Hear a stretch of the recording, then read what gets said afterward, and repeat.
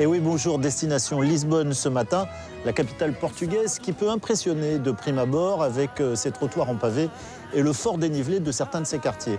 Pourtant, c'est une ville qui s'apprécie, c'est une ville qui se gagne, qui se mérite.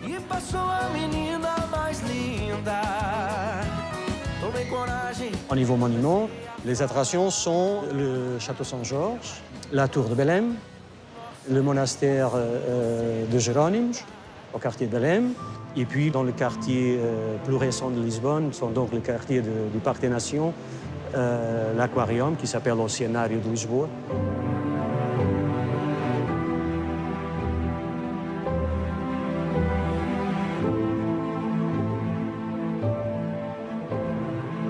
Presque intégralement détruite en 1755 par un tremblement de terre, la ville fut reconstruite avant d'être à nouveau modernisée en 1998 à l'occasion de l'exposition universelle.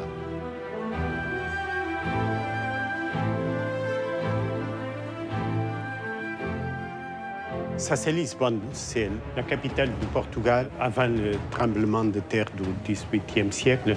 Et c'est le portrait d'une cité qui fait le commerce avec le monde entier.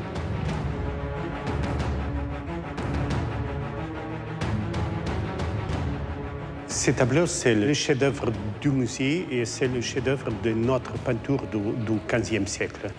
Et c'est surtout une grande peinture qui fait le portrait de la société portugaise à l'âge des découvertes.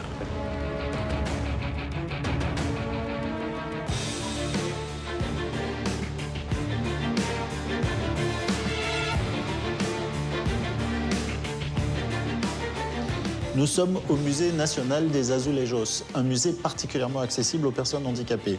Ici, un cartel en braille pour permettre aux aveugles de bien comprendre comment sont faites ces céramiques. Vous avez également un guide en langue des signes pour les sourds. Et puis évidemment, tout est praticable en fauteuil roulant.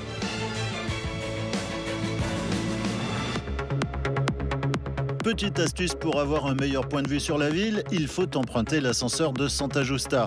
Malgré sa construction, qui date du siècle dernier, il est relativement bien accessible.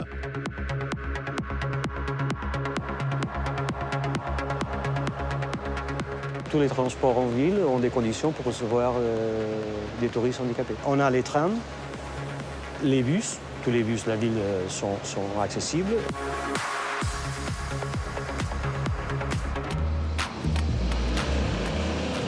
Si tous les chemins mènent à Rome, tous les moyens de locomotion sont bons pour accéder au Barrio Alto, même le tuk-tuk.